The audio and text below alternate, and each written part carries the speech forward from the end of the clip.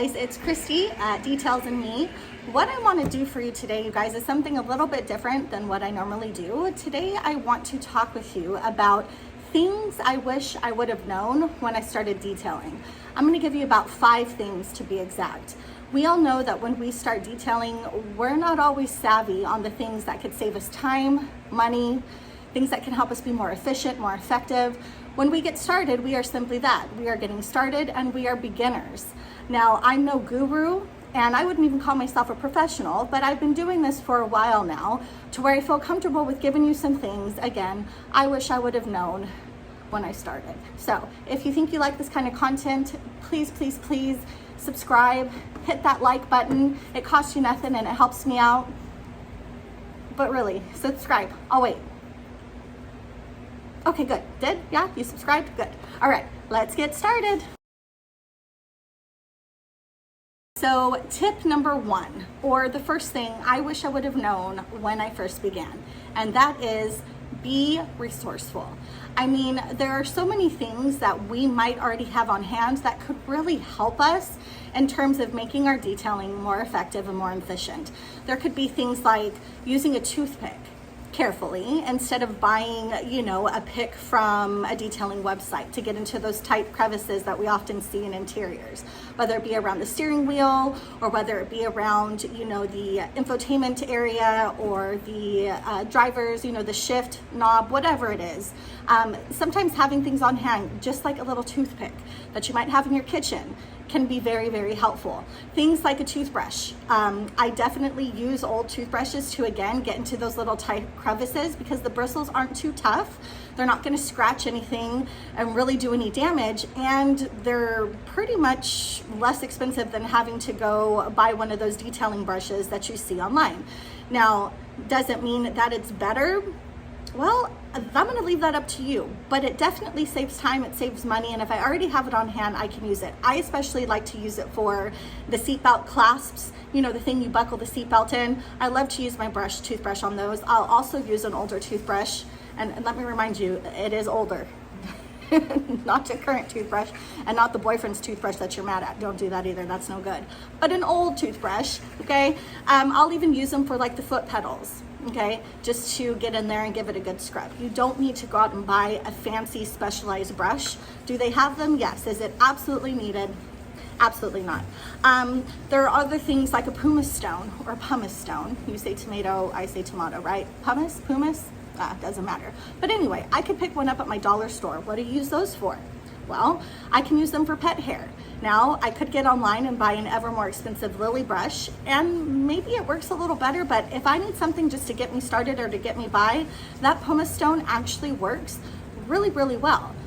All you need is maybe a little bit of liquid and anti-static static chemicals such as, Clean and Protect by DIY. There you go. Paint gloss is another one by PNS that I know people use. Spray a little bit on the carpet, let it dry a little bit, and then start using your pumice stone to gather up all of that dog hair, people hair, whatever kind of hair. It really does help. It's cheap and it's effective. So I don't have any fancy shelves, but here is the way I was resourceful. I had a bucket dolly. I had a little piece of plywood. You can also find one of those very easily at your local hardware store. And I had some special zip ties here. And all I did was put it together so now that when I go around the car, my pressure washer follows me. Again, is this most efficient, most effective? I don't know, but was it cheap and does it work? Absolutely. Resourceful.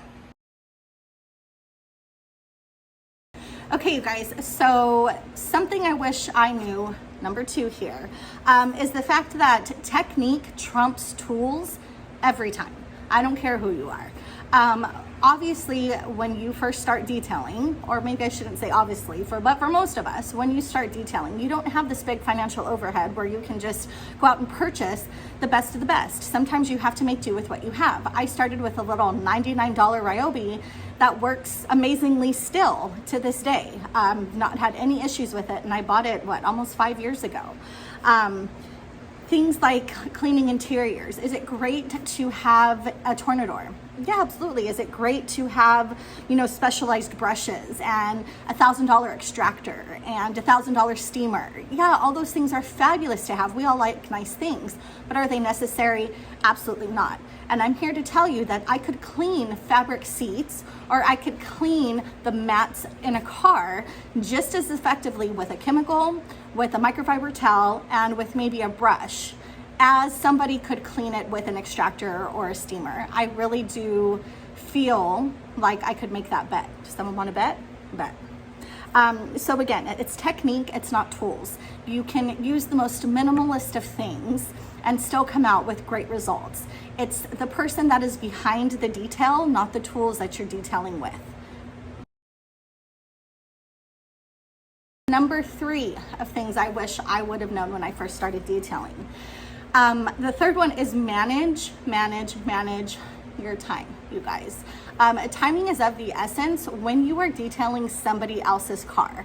Now, I am an extreme weekend warrior. I'm an extreme enthusiast. I do teach full time and I only detail on the side, but I do still have some clients here and there, maybe not a profession where they're coming every single day, but I do have them, and I do have to manage my time, because when I'm working on my own car, my daughter's car, my mother, my father, when I'm working on people's cars that are family members, I don't worry so much about time, and man, I can really geek out. I can geek out on things like wheels. I can geek out on things like, your pre-washes and your washing and the bugs. I mean, I could spend hours and hours and hours just detailing a car because I think it's fun and I enjoy it, and I don't want the time to ever end. Foam cannon, sign me up. Those things that take a little bit longer, I am so willing to do. But I have been in a situation before where I forget, when you are working on a client's or a customer's car, time is money and time is of the essence. They don't have 8 hours to sit back and wait for you to finish their car. Unless you are doing a ceramic coating and you maybe have it overnight, you might have some more time to play. But for the most part, you want to get those cars in and you want to get those cars out so that the customers can enjoy what they've paid you for. So you can't spend an hour on just wheels, as I've done in the past on clients' cars, and then have them sitting there like, are you almost done? I gotta go. I gotta go, please. And then me sitting there like, crap. Okay, this isn't my sister's car. This is a client's car. Get going, Christy. So please remember that time is money. It is of the essence. And when you are working on a client's car, do not chase perfection, because you're never going to achieve it. They're never going to know the difference. Just get it as good as can be with what you have, doing the best you can. Management. Okay guys, so number 4, the fourth thing I wish I would have known when I first started detailing is how important safety is. PPE, literally. Gloves. I have gloves, guys. I know a lot of you gave me some strife for not having gloves in my last detail, but I have gloves now, and these are absolutely important.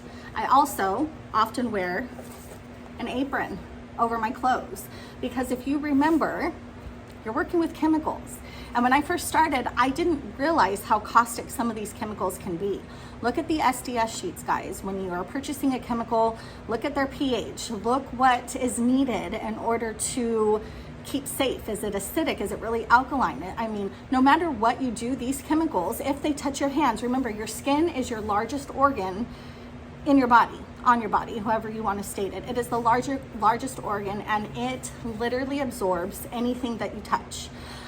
So please, proper PPE, glove up, especially if you have earphones, if you're using a blower, if you are doing paint correction, please protect your ears. If you are working with things that are, splattering in your face at some point, I'm not sure. Sometimes washing wheels, we'll do it with those wheel brushes. Wear protective wear on your eyes. But please be safe. I didn't realize this when I was first beginning. And then I remember an episode, it's a podcast, and I think it was EC Detail, shout out to Eddie Cologne, where Functional Doc was on, and he was talking about the importance of PPE. He was talking about the importance of knowing what are in chemicals, and I never realized it, and that was such an eye-opener. I want to live a long life so I can see my kids grow. So if I'm working with things that are dangerous, I want to be sure that I'm taking care of myself. guys, so here is number 5 in things I wish I would have known when I first started detailing, and that is quality over quantity. So I literally, you guys, could have a bunch of cleaners that do the same thing. Things that are going to clean stains off a carpet, or things that are going to clean your interior. You could have 27 of the same types of things, or you could stick with one thing that are going to clean lots of things. It is quality, it is not quantity. So you guys, there you have it. And there are the 5 things that I wish I would have known when I first started detailing. Be resourceful, technique over tools, managing your time, safety and PPE, and quality over quantity. Those things would have really helped me out when I first started. And I'm gonna leave you with a bonus here. If you're not having fun, why are we doing it? So please don't ever forget that detailing is supposed to be fun. It's supposed to be exciting. You're supposed to be able to feel at peace. You're supposed to be able to enjoy what you're doing when you get up and go to work. You're supposed to love it. So remember that. Detailing, it's fun. See you on the next one, guys.